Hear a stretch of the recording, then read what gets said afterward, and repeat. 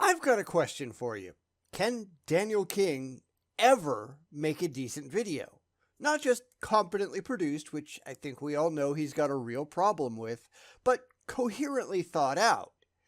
I wouldn't be betting on that, but let's take a look and see. This is what happens when you care more about your feelings than you do about the objective facts, and that's going to be a problem again today. I trust nobody is surprised. So let's get to it. Welcome back to yet another episode of Daniel King Makes a Complete Fool of Himself on the Internet. This time, he brings up the ontological argument, which is good because he might have some better luck there than with all the scientific failures that he's done in the last couple of videos. However, I wouldn't really be expecting much because this is Daniel King we're talking about, one of the most pointless apologists maybe ever. And that's not to say that any of the rest are any better per se, but at least they can usually string a coherent sentence together, something that Danny Boy seems to have a serious problem with. Anyway, without further ado, let's get started on part one of this two-part monstrosity, and don't say I didn't warn you. What is the ontological proof God is real? And we'll get to that after Danny struts his stuff, or, well, more properly, just waddles around for a bit. However, I don't think anyone is going to be impressed, as this is just one more of those things that goes back to Anselm, and it doesn't actually get them anywhere. I am not really sure how King could turn this into such a long video, but I guess we'll see over the next two entries. So strap in, boys and girls, because this is going to get rough.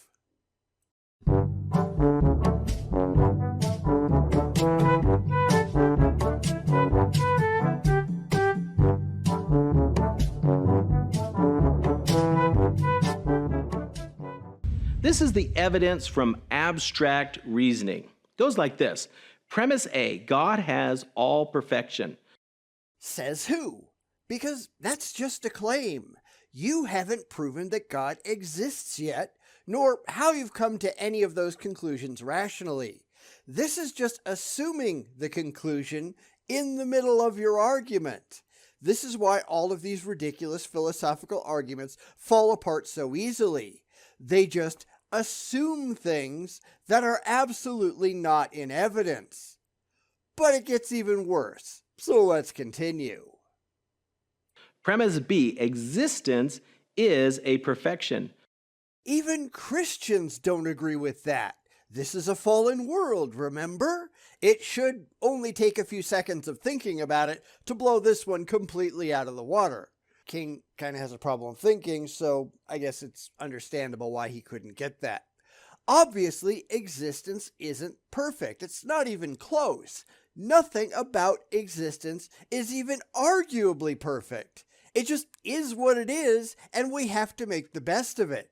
Therefore, argument lost. Both premises are complete bullshit. But let's get on to his conclusion before we really start to laugh. Conclusion, therefore, God exists. Yeah, no. This is one that's so painfully, obviously dumb that I'm even surprised that King even bothered with it. But this is all just one more on the list that he found on a creationist website somewhere that he just mindlessly added to his video series, so I guess we really can't be surprised. I mean, we're only 32 seconds into his video. What can he possibly do to get him to almost 12 minutes? I don't know. I guess we're just going to have to see. Ontology refers to the area of metaphysics that tries to answer the question of what exists. This kind of philosophical discipline relies largely on abstract reasoning to arrive at its conclusions. Abstract reasoning meaning that if all you could do was think, how could you prove that something exists? You couldn't. This is one of those places that philosophy just goes completely off the rails, and the religious make use of it because, well, they just want to believe. The simple fact is, you can't prove that anything exists, period. because you cannot solve the problem of hard solipsism.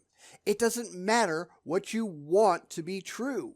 It matters what you can actually do in the real world, and whether anybody likes it or not, you can't really prove that there is a real world in the first place. It doesn't work that way. It's something that we all just have to agree to based on individual experiences and the necessity that we have to start somewhere. Of course, the religious, they just don't like that very much, do they? This is all about their faith and their fifis after all. They are, unfortunately, not alone. Now, this has nothing at all to do with the ontological argument. It's just an example that came up just a few minutes ago as I was writing this. But someone was arguing that Islam was wrong because the Quran allows all kinds of things that he personally didn't like. And that happens all the time these days. You will see that one a lot. What I think is right and wrong is objectively right and wrong because I think so. Yeah, not so much. I had to go and remind them that these books are a product of their time.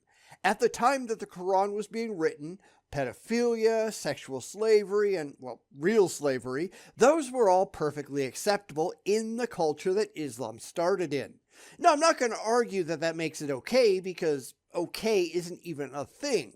What you think today isn't true, because there is no true. There is only currently functional. Our modern views, in the United States at least, is that those things just aren't acceptable. Yet, if you go to modern-day Iraq or Iran or Saudi Arabia, places like that, you can find plenty of people who still exercise all of those things in accordance with the law. Child marriage is still a thing throughout the Middle East and Asia. So you can sit there and say, well, they're wrong. And they can sit there and say, well, you're wrong. And nothing ever gets accomplished because there is no such thing as objective right and wrong. It's all just opinion wrapped up in a cultural bow. It's why people need to be able to step back from their own cultural preconceptions and start looking at reality.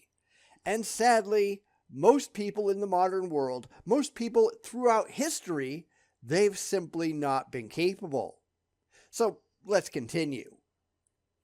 The famous statement by the French philosopher and scientist René Descartes, "I think, therefore I am," is an example of ontological reasoning.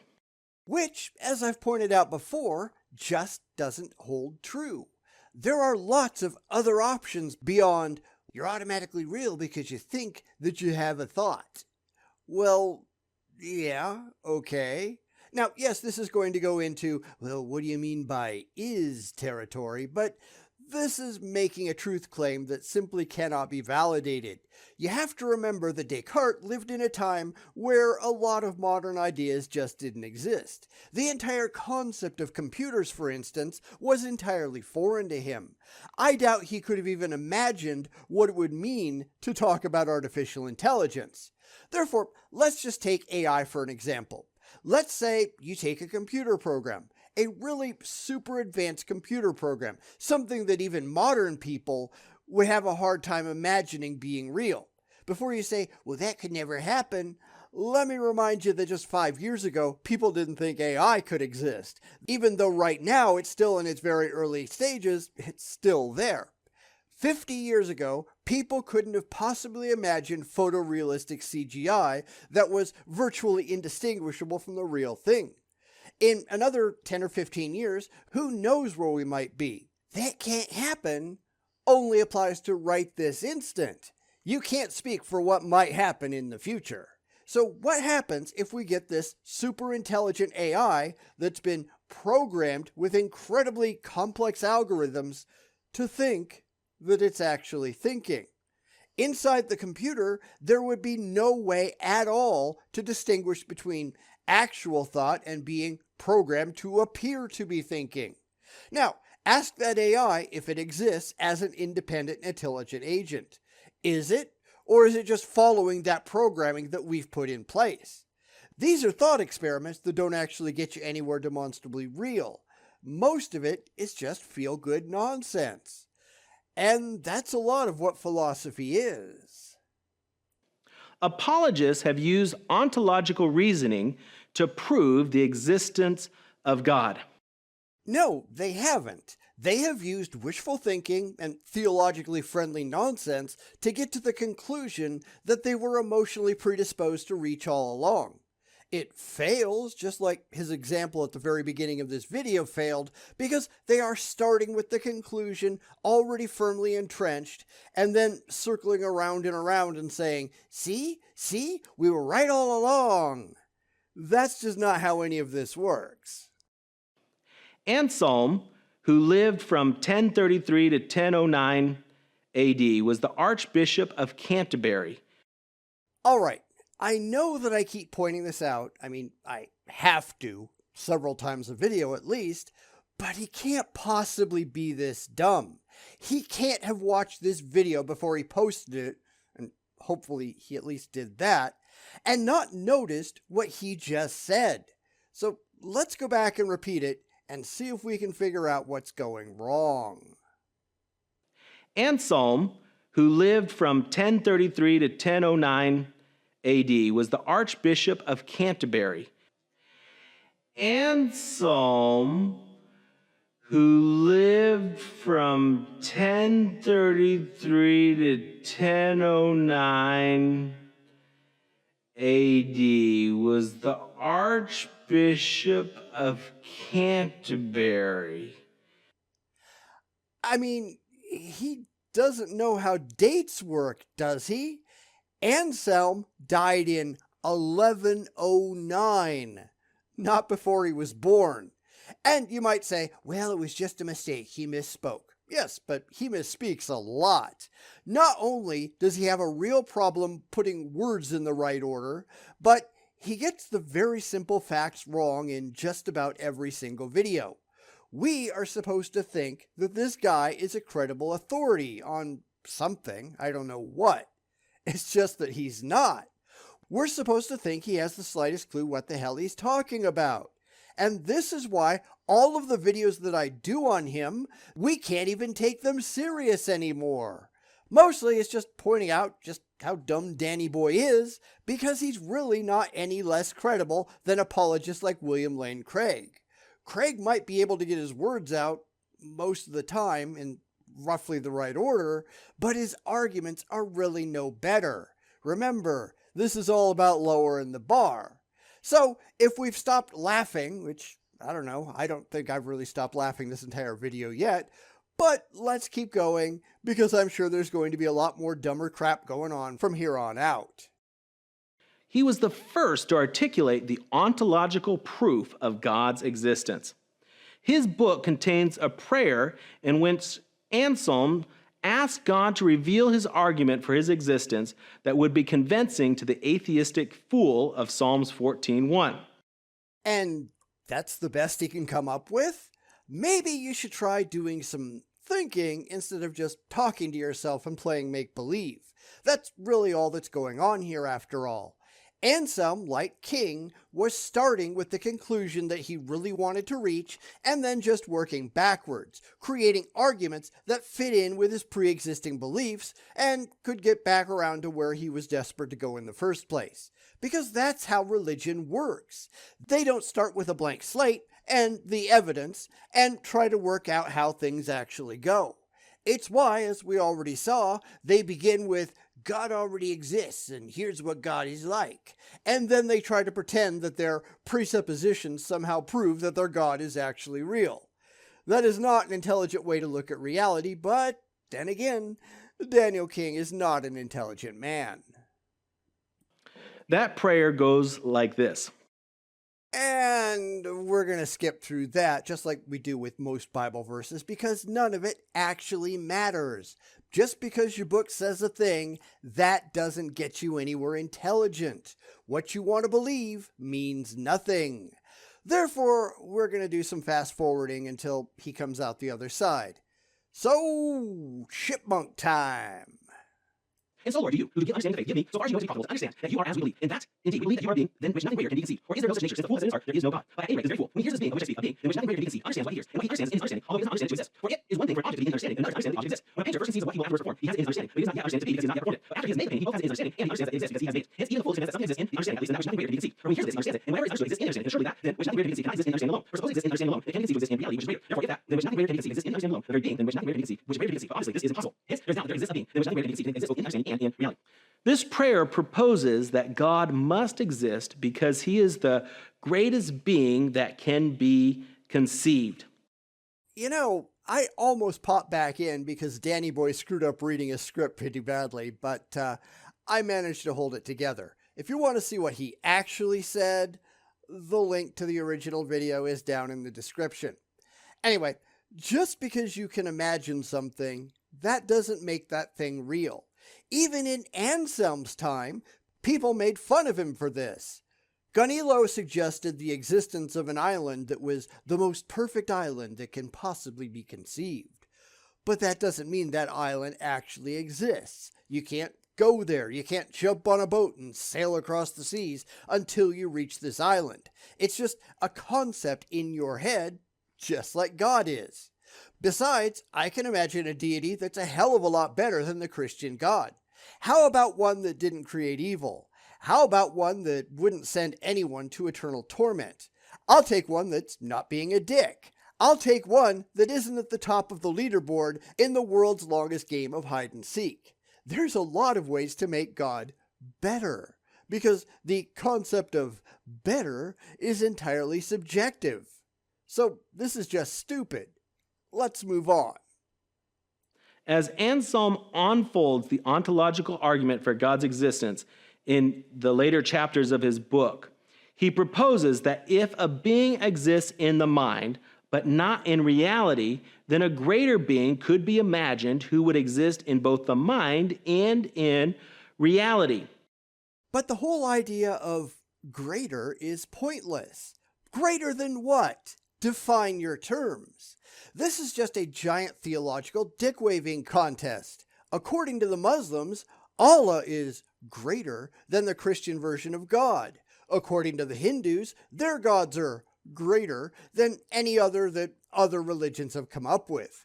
Just because you really want your God to be hot shit, that doesn't mean your God is real. And that's where this whole thing starts to break down. It doesn't matter what you want to believe. It only matters what is actually true. It's the truth that matters, not your childish fee-fees. But they can't get that through their heads, can they? But God, by definition, is infinitely great. No one can surpass his greatness. And where did you get that definition from? That's the problem. You don't have a real demonstrable God to point to and say, see, this is how we know what God is like. Because you can't just define your deity into existence because you really like the idea. Yet, that's really all they're doing, isn't it? You don't get to tell me what your God is like until you can show me how you've come to that conclusion rationally. I don't mean because it strokes your fee-fees or you read it in a book. I mean, show me how you've tested your ideas to see if they stand up to any measure of critical scrutiny. But I really want it to be true. That isn't a credible answer. It just makes you look dumb. The Bible anticipates Anselm's proof in Psalms 95:3, where it reads, "For the Lord is the great God and the great King above all gods." In other words, my book says a thing. Well, who cares what your book says? I mean, other than you. This is another case of reading things into your book that aren't actually there. Oh, the Bible foresaw what Anselm was going to say, instead of Anselm read the Bible and just came up with an idea. This is the kind of childish wishful thinking that the religious are guilty of. They are only trying to get back to their blind and wholly pathetic faith. They don't care about the truth at all. Psalms 145:3 again speaks of the greatness of God. Great is the Lord and greatly to be praised, and his greatness is unsearchable. Since God is infinitely great, Anselm concludes he is great in every conceivable way, including in the reality of his existence. And that's just dumb. Because all of this is just, I really like the book and the beliefs make me happy, so it's all just got to be true. Therefore, I'm going to assume that it's true, no evidence required, and interpret everything through that particular theological lens. Except that's not reality, is it? That's why you have to start with reality, which, granted, we can't actually prove is really there, but all of the evidence that we seem to have at least suggests it, unlike all the empty claims about God. Just wanting a God to be real doesn't make that God real. Just feeling really, really good at the thought that your imaginary friend is out there doesn't stop it from being imaginary. This is why rationality and faith are entirely opposite. It's why people like Daniel King look so damn stupid. Let me explain. As humans, we understand the concept of good. Not universally. If we did, then we wouldn't have so many vastly differing ideas of morality or vastly differing laws around the world. Sharia law and the rules in the Bible should be exactly the same if any of this was the case. This is why the idea of objective morals is just so ludicrous, which, not really a spoiler, but Danny King's next video in the series goes into that. I'll leave the full explanation for when we get to that video, so gives you something to look forward to. But just as a teaser, all the evidence that we have shows clearly that objective morality is nonsense. It's why the religious have to make excuses for why it sure doesn't look like there is an objective morality. But humans are just sinners. Okay, what butthole did you yank that one out of? These are not things that are demonstrably true. It's why you go from evidence to conclusion, and the religious, and sadly a lot of other people as well, they go from conclusions to cherry-picking the evidence because they really want to believe. It just doesn't mean anything. It is good for me to have a warm place to lay my head at night. Well, that's what you find preferable, and to be fair, I do too. That's why you've decided to call it good, because you like it. However, your imaginary father figure in the sky, remember him? Isn't he supposed to be providing for mankind? Matthew 6:25-33, the passage that talks about God taking care of the birds and aren't you more valuable than they are? Verse 30 says, but if God so clothes the grass in the field, which today is alive and tomorrow is thrown into the oven, will he not much more clothe you, O men of little faith? Great! So why are people hungry? Why are people homeless? Why is there poverty at all if this imaginary friend of yours is just going to magically take care of everyone? Well, sin, of course. It's an excuse that they made up to explain why their beliefs don't seem to be true. Well, God would take care of you if you just believed enough. In fact, it gets used to criticize other Christians because obviously, well, if they're not wealthy, if things aren't going really well for them, then God is repudiating their faith. This is literally the Christian version of playing holier than thou. It's one of the original forms of virtue signaling, and we all know how stupid that is. Daniel, feel free to fuck the hell right off, won't you? It would be bad for me to be outside freezing in the cold.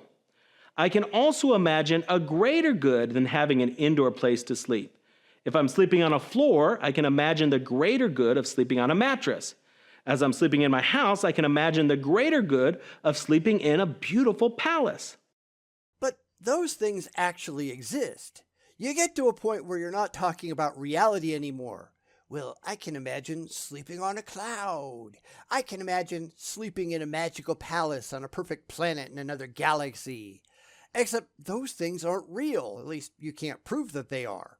Once you reach the limits of what can be done in actual reality, everything else is just in your head. It's that these people can't tell the difference between reality and delusion, and that gets them into trouble. But I really want to go to heaven. Okay, so what? We have no reason at all to think that heaven is real. Grow the hell up. For each good that I can imagine, I can always imagine still greater and greater degrees of goodness, even if I have never experienced them. You notice he just explained what he's doing wrong. It's all in your imagination, Danny boy. It's not real. Just because you can imagine a thing, that doesn't mean that thing exists. Remember when I used to say that some of them just get so close to the truth, but they just can't take that final step? That's Daniel right now. I can imagine all kinds of things. I can imagine riding a unicorn. Yeah, but it had better be a really sturdy unicorn. Just saying. But that doesn't matter when unicorns aren't actually real. I can imagine a wonderful God. Fantastic, but since we have no reason to think that gods exist at all, that's all it is, your imagination. It's in your head. He does not understand the difference between imagination and reality. And that's kind of a problem, wouldn't you think? For instance, kindness is a form of goodness. If I am a good person, then I'm kind to those around me. Then there are an awful lot of really evil Christians because Christianity has engaged in some really crappy stuff over the years. Everything from the Crusades and other religious wars to Catholic priests diddling little kids. So now my question becomes, does being a Christian make you kind, or can you be kind and not be a Christian at all? Because most of the people that I see that I personally identify as being kind, I don't really think they're very religious at all. Anyway, as you were saying, sir. I've been kind on occasion, but I'm not as kind as I could be. Nevertheless, I can imagine a being who is perfectly kind. And there goes your overactive imagination again. It doesn't matter what you can imagine. It matters only what is actually true. And this is kind of why Aquinas was dumb, no matter how much the religious, especially Christians, seem to value him. The religious are still doing the same stuff, using the same irrational, idiotic ideas that got them into so much trouble in the first place, because, as we all know, they just don't care about the truth. They just want to believe. All of this ontological garbage makes no sense to anyone who isn't starting from a religious bent. You can't get to fact from emotional fantasy, and that's all they're trying to do. If the concept of good is extended in all areas to its furthest possible extent, we come to the concept of perfection. Anselm argues that if there is a being who is perfect in all ways of being, that being must exist because one of the qualities of perfection is actual existence. And that's why, at least in my opinion, Anselm was an idiot. He's not alone, but he was an idiot. Because Anselm, just like Daniel King, just like William Lane Craig, just like a lot of people, he just wanted to believe. And he was looking for reasons that he could believe. Excuses for why the things that were in his head ought to be true outside. And that's not how that works. Anyway, we're going to stop here for the day because I figure too much King is hazardous to your mental health, but it's nice that he left us on a sort of interesting point. I get that a lot of religious people really value Anselm, just like they tend to value a lot of old dead thinkers, because religion hasn't really moved on that much since the 11th century. It's been talked about over and over and over again, but nobody has really handled the base problem that all of Anselm's 5 ways were just appeals to emotion and confirmation bias. If you don't approach them from a religious mindset, you don't go anywhere. And I've seen tons of people trying to defend Anselm, and every single one of them got hung up on that point. In fact, in one, I brought up the whole hot Canadian girlfriend thing. I've talked about that before, with the argument that it's better to have a real hot Canadian girlfriend than an imaginary one. Therefore, we must always assume that all hot Canadian girlfriends are real, even if they're not.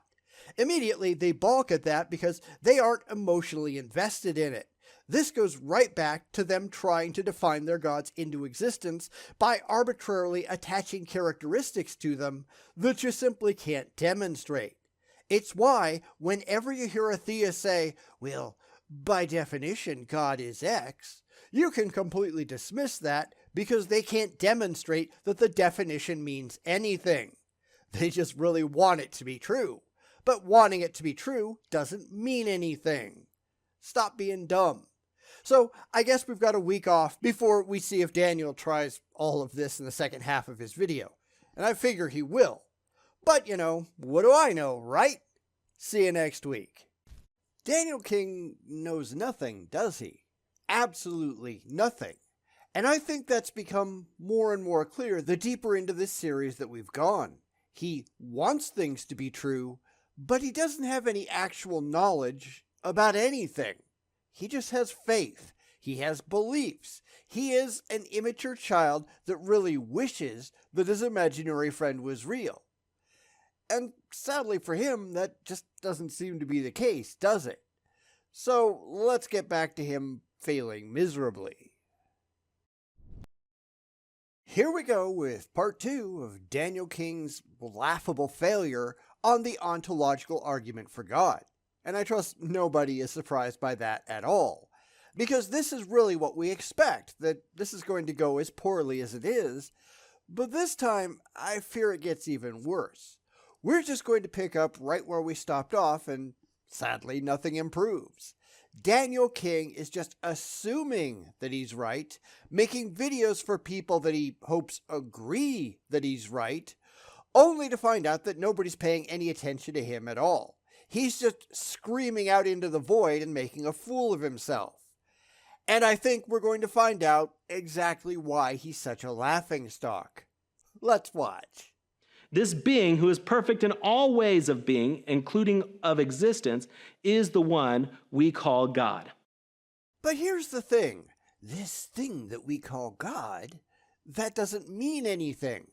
I don't care if you call it Fred Flintstone. That doesn't get you anywhere. Your imaginary friend with all the made-up characteristics, what difference does any of that make?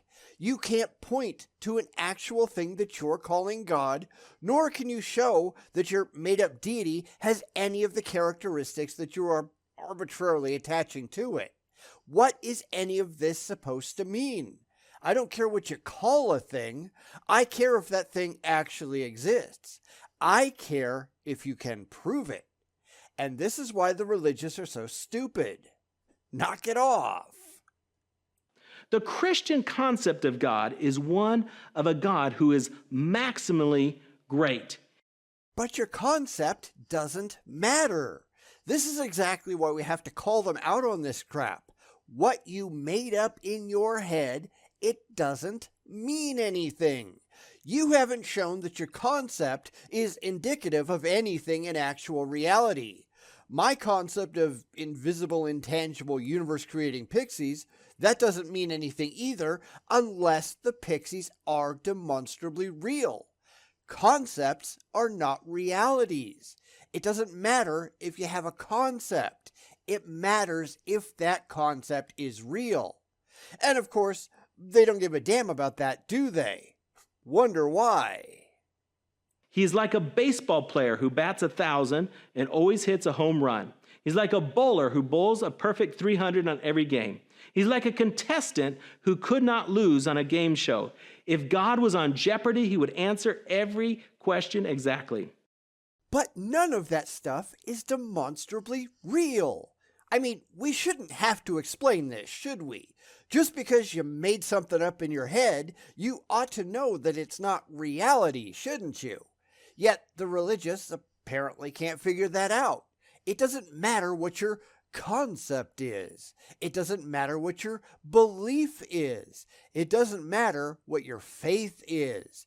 It matters only if any of those things actually exist in the real world that we all share, and you have to be able to back all of it up in some objective way.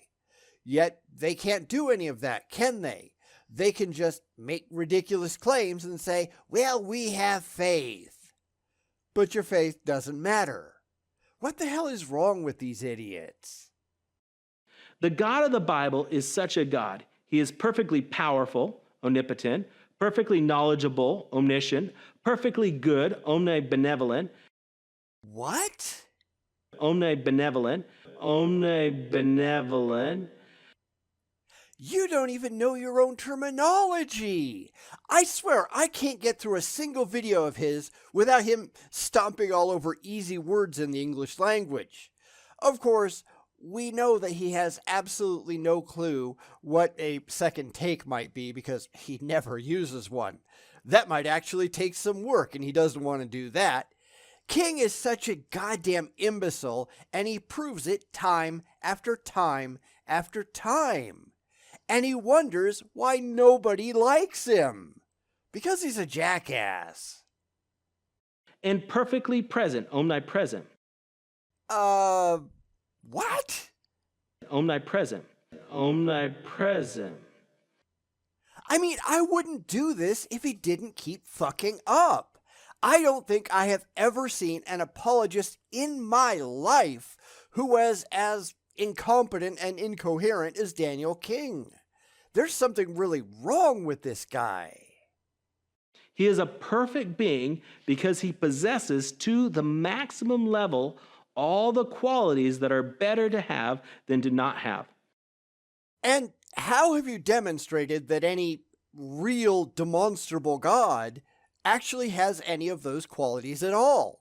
Not what you want to be true, but what you can prove is true. Because this is where all theists ultimately go off the rails. They are just playing make-believe in their heads. But wouldn't it really be nice? I don't know, don't care. Nice doesn't mean true. All they're doing is saying, well, my book says a thing that sounds really, really good to me, so it's all got to be true. No, you're an idiot.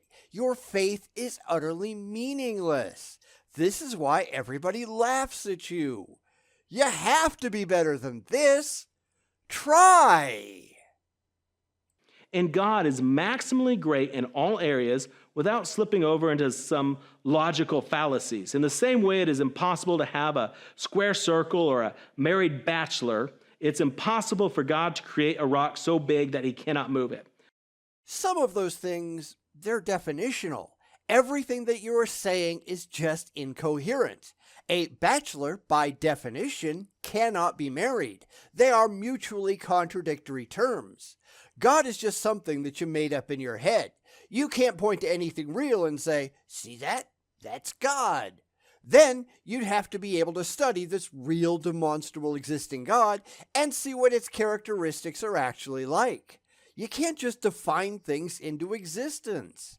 That is not how reality works. To speak of a perfect being is to speak of God. I can do exactly what you're doing too. Invisible, intangible, universe-creating pixies are perfect. Why? Because I said so. Therefore, they're gods. I mean, I'm just following your lead after all. I'm sure he won't like that, but who cares? You want your imaginary friend and no other, and if you can do that, so can I. So can Muslims. So can Hindus. So can Scientologists. Anybody can just make up something in their head and declare, with no evidence whatsoever, that it's just gotta be perfect because fifis. Because you're an idiot, Danny boy. Stop being stupid. As existence is a perfection of being, then God must exist. Then, as perfection is being, you said it after all, then that means that invisible, intangible, universe-creating pixies must exist. I mean, we can go around and around and around in circles like this forever. It doesn't matter. If it's good for the goose, it's good for the gander. The only way out is for one side to produce evidence that their farcical imaginary being is real, and the other side not being able to reciprocate. Now, I'm not pretending that mine is actually real. I know they're a complete farce, but he is. He is pretending that. He's got the burden of proof there, and he has no interest whatsoever in backing it up. He just really, really wants to believe. Because Daniel King is an imbecile. Really liking the idea doesn't matter, does it? There are critics of the ontological proof. Galileo was one of Anselm's contemporaries, and he made fun of his argument by proposing an island that is greater than any other island that can be conceived. Uh, I brought that up last time, and I'm not going to go into it again. I have yet to see anyone argue successfully that what Anselm said didn't also apply here, or with any number of other made up ideas that get "it's perfect" stamped on them arbitrarily. Perfect isn't even a demonstrable thing. It's an idealized concept that you just made up in your head, which is all people like Anselm and King are doing. They really like the idea. But liking it, though, that doesn't make it true. Since such an island does not exist, he said that God's existence couldn't be proved by Anselm's kind of reasoning. In a similar way, the existence of unicorns would be seen to invalidate Anselm's proof. My daughter is 9 years old, and like many little girls, she loves unicorns. One day we're talking about the perfect unicorn. According to my daughter, the perfect unicorn is pink and has a purple mane and a sparkling white horn. The sad part is that King doesn't seem to comprehend that his daughter understands the problems better than he does. Perfect is just something that you make up in your head because it fills a particular emotional void. Now, I've got no idea at all if his daughter, and I really feel pretty bad that she has to grow up with this dipshit for a father, but I don't know if she really believes in unicorns or not.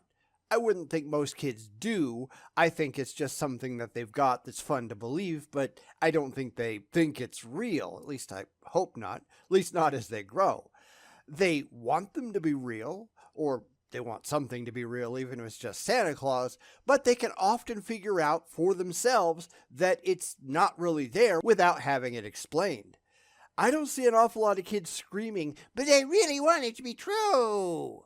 They understand that they got presents before, and they'll keep getting presents, Santa or no Santa, because Santa was never real to begin with.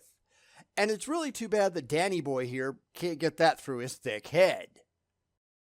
This unicorn would also be magical and sentient.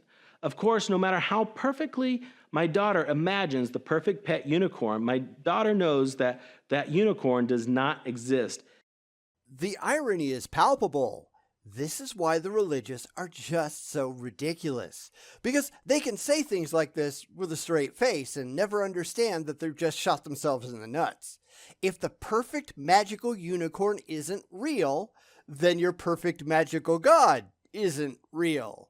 It's not that hard to understand, except for complete idiots like Daniel King. In the same way that the perfect island of Ganilio might exist, but the perfect God of our thoughts can be proven to exist by the very fact that he can be imagined. He just doesn't stop, does he? The perfect unicorn can be imagined. Your daughter is doing it. The perfect island can be imagined. Lots of stuff can be imagined. He's just making an exception for his own imaginary friend because it really appeals to him. I mean, seriously, how can he be this dumb? Every single video that we do of his, I keep saying, well, this is a new low in Daniel King's stupidity. And every single video thereafter, he tops himself. I mean, he really is just an imbecile. Please explain in the comments below how anybody can possibly be this dumb, because I really want to understand. Anselm responded to his critics by replying that his proof only applied to concepts with necessary existence. There is no such thing. So I can just reply that my perfect pixies, those exist necessarily. I mean, if you can do it for your God, I can do it too. This is just a bald rationalization. But I really want it to be true. But that doesn't make it true, does it? So let's take a step back for a second. How would one go about proving, not believing, not having faith, but proving that something has an actual necessary existence? Not that it says a thing in a book that you like, not that you have an emotional attachment to the idea, not that you have faith, but how would you prove that a God, any God, is actually necessarily existent? Now, keep in mind that the entire concept is just made up. Nothing is necessarily existent. The universe isn't necessarily existent. It's here because it's here, and it's only because it's here that anyone is around to take any notice of it. We are not necessary. We are here because conditions were right for us to be here. All of this is just a childish emotional demand for something that makes them happy, but that they can't actually show that any of the things that they claim are really real. He can say things about his imaginary friend all he wants, and I can just parrot the same things back about any crazy crap that I make up in my head. It's really all he's doing after all, right? Anselm meant that his argument only works for God's existence because God's existence is necessary, certainly more necessary than the existence of a magical unicorn or a great island. Well, that's your claim. That's the problem. All of this just devolves into empty claims and wishful thinking. Just because you think that God is necessary, that doesn't mean that God is actually necessary. It just means that you've got an overactive imagination. You still have to prove that this God of yours is real. And you notice how he's doing things out of order here. He's assuming that God is real and has all of the characteristics that he really likes. Thus, all of that somehow proves that God is real. Circular much? You can't just assume the existence of God to prove the existence of God. It just doesn't work that way. A maximally great being grounds concepts like kindness and goodness that are part of perfection. And when exactly did you ever prove that a maximally great being was real again? Because this is the ultimate downfall of Danny Boy's video. I know that he's not smart enough to figure it out. Anselm wasn't either. This is just assuming your beliefs before you prove your beliefs, and that doesn't get anyone anywhere. Of course, the religious, they don't really have a choice in any of that, do they? They have to assume that they're right because they want to be right, because this is all about confirming their already existing biases. So, because they desperately want to be right, that makes them right, and their beliefs prove that their beliefs are true. Except none of that makes any sense, does it? A unicorn or an island could not be the ground of perfection except by having all perfection. I know. I could just make fun of him for screwing up again, but that's getting a little bit boring because he does it so often. Now he's just wandering around defining his imaginary friend into existence because he really, really wants it to be true. So maybe I'll just let him ramble on for a little bit until he says something worth responding to. And I have a feeling this might go on for a while. The perfect island, in order to be the perfect island, doesn't need all perfections, such as kindness or moral goodness, for instance. If it had all perfections, it would no longer be an island, but something else. In fact, it would be God. Because you've just arbitrarily made up a definition for God that you like, assigned those characteristics to your imaginary friend, and then just declared that it has to be God because, it's God. The absurd stupidity of it all is just overwhelming. This is where you can just replace God with anything else. Just make it up in your head. Magical immaterial Bigfoot is all perfect because I say so. Therefore, it can do anything that your God can supposedly do because I say so. I mean, that's all they're really doing here, right? I really want it to be true. But that doesn't make any of it true. If we didn't already know it about Daniel King, we might start to doubt his sanity and critical thinking skills, right? But why would we do that? The ontological proof only works for God because there can only be one maximally great being or entity in existence. First off, says who? Second off, who says it's your God? This is just an idiot arbitrarily deciding how he wants to define his imaginary friend. But that doesn't make any of it real. And earlier today, this kind of thing came up again as a Christian, a Catholic to be more specific, showed up on a forum, made all kinds of claims based on his own Catholic theology. That it just has to be true and accepted as true universally because he just can't conceive of a world where it just isn't so. The religious have a real problem getting beyond their own theological bullshit. it makes it really hard to have an intelligent conversation with them, doesn't it? Alvin Plantinga, an American philosopher, has offered a robust modern defense of the ontological proof. No, he hasn't. He's doing the exact same thing the king is doing. But I just want it to be true. Basically, all he does is say that if God exists in any possible world, and that's a pretty big if there, but if God exists anywhere, then God exists everywhere, because all of these entirely unsupported bullshit attributes that Christians have just stapled onto their God says it has to be true. It is assuming things based on faith that have not been demonstrated in reality. The only way to argue for any version of the ontological argument, Plantinga's or otherwise, is to assume that the beliefs of Christians are remotely believable. And I don't think you can do it. Well, the Bible says. Well, I don't care what the Bible says. You haven't proven that yet. This isn't going to work as an article of faith. You have to have evidence. Independent, objective, corroboratory evidence that any of this crap is actually true, and the religious have nothing. His argument is as follows. Premise A, it is possible that a maximally great being exists. Really? Prove it, because maximally great isn't even defensible as a concept in actual reality. It's an idealized notion that he just made up in his head. This is why philosophy is bullshit in many of these cases. You can't just philosophize what you think might be true into anything that is actually true in the real world. So I'm just calling bullshit on premise A because this is just word salad. It doesn't actually mean anything. Premise B, if it is possible that a maximally great being exists, then a maximally great being exists in some possible world. That is bullshit. If it is possible that invisible, intangible, universe-creating pixies exist, then invisible, intangible, universe-creating pixies exist in some possible world. You want to buy that one? Just saying that a thing is possible. That doesn't tell us if it is probable, and it most certainly doesn't tell us if it is true. This is where Plantinga is trying to smuggle his theology into the mix, and we've talked about this before. Just because you really want it to be true, that doesn't make it true.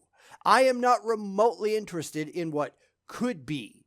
I care about what is, and the religious have no way to get from A to B without a whole lot of rationalizing and wishful thinking.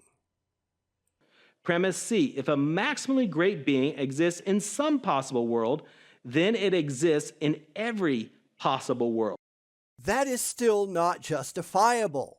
Every single premise has failed the rational sniff test. Miserably. Mostly because he's just stringing words together and thinking that will make something true in reality. That is not what philosophy is for. All the syllogisms in the world won't tell you anything defensibly true about the characteristics of a new species of wombat. You actually have to go look at the wombat first. This is just philosophy being misused. And I trust nobody is surprised. Conclusion, if a maximally great being exists in every possible world, then it exists in the actual world. Your premises are all bullshit. Therefore, your conclusion is bullshit because you've never shown that any of it is even reasonable to accept as true. Granted, these people just don't care. Well, I've got this image in my head of this deity, and I really want my deity to be just like this. I can't prove that it is. I can't prove that it's real at all, but it makes me feel really, really good to believe it. Therefore, it's true. But this is absolutely, positively not how any of this works. Sorry. Stop being stupid. In his discussion of the ontological argument, Plantinga brings in a hypothesis of modern physics that proposes the existence of multiple or parallel universes. He argues that the existence of God is not logically contradictory and is therefore possible. Possible doesn't mean true. Possible doesn't mean actual. Because here's where a lot of theists go wrong. I mean, one place among many. When they think about other universes, they're not thinking about entirely separate entities. They are thinking about different variations of our own. Well, what happens if you went left instead of right at the intersection? Stuff like that. Mostly, I think it's because they just aren't that creative, except when it comes to their imaginary friends. They don't have much of an imagination outside of making up fanciful father figures in the sky, and even there, they're all just variations on humans, just immensely powerful. It's like these people have some kind of father fetish from their childhood, where they're just stuck in an infinite loop, looking up to someone that they really want to take care of them because they're afraid to exist in the real world on their own. As I think this becomes very, very clear, this comes down to a lot of people who've never really grown up. They are trapped in some kind of subadult emotional cage that they never want to advance from. And that means these people are real idiots. God being a logical possibility, it is possible that he exists in one of the possible universes proposed by multiple universe theory. That is not how any of that works. Even if there is a God of some kind in some universe out there, and we have no way to verify that there even are any other universes, the math makes sense, but we have no way to test it. But even if it was true, that doesn't mean that said God would have access to any other universes out there. Remember, people like Danny Boy have just made all of this up in their heads, and then they wrapped it in a load of philosophical bullshit so they just feel better about themselves when everybody else is laughing at them, and deservedly so. Luckily, we're getting close to the end of this because my brain is definitely hurting after beating my head against the endless stupidity that is Daniel King. Since it is possible for God to exist in one possible universe, then being maximally great, God must also exist in every universe, including ours. Yeah, but that's not how that works either. Remember, all of this is just made up. There is no evidence that any maximally great anything, God or otherwise, actually exists. This is something that they just invented for emotional reasons, not because it is in any way reasonable to accept. This is where we get right back to the basic problem, that absolutely every bit of this is just, but I really want it to be true. It's where concept, and gods are just concepts, crashes into reality with no way to logically get from one to the other. Again, this is not how philosophy works. You can't just philosophize something in your head and then just say, well, it means it's actually so. No, it doesn't. Stop being dumb. As a consolation to my daughter, Plantinga's thinking makes it possible for my daughter's unicorn to exist in some world that multiple universe theory makes possible. But since a unicorn is not a maximally great being, it does not exist in every possible world. Unless it's a maximally great unicorn. Hell, if you can just make things up, so can she. Honestly, do these people even listen to themselves? I doubt it the more that I hear Daniel King. I still feel really bad for his daughter, who's got to live with this dipshit as a father.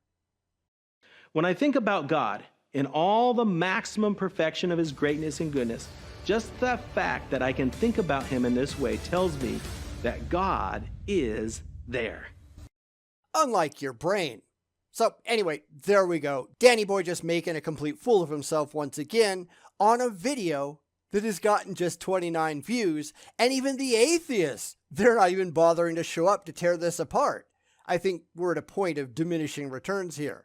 It's been fun to laugh at this moron, considering just how ignorant he is and how little he actually knows about anything, but I really don't know just how much fun this is anymore. Next time, he's going to do morality, which I want to do, and after that, he takes a side path on, well, why do atheists reject God's moral law? Which I guess could be interesting. But after that, hell if I know. Let me know in the comments if you want me to keep doing this, because, I don't know, it seems like we're doing the same thing over and over and over again.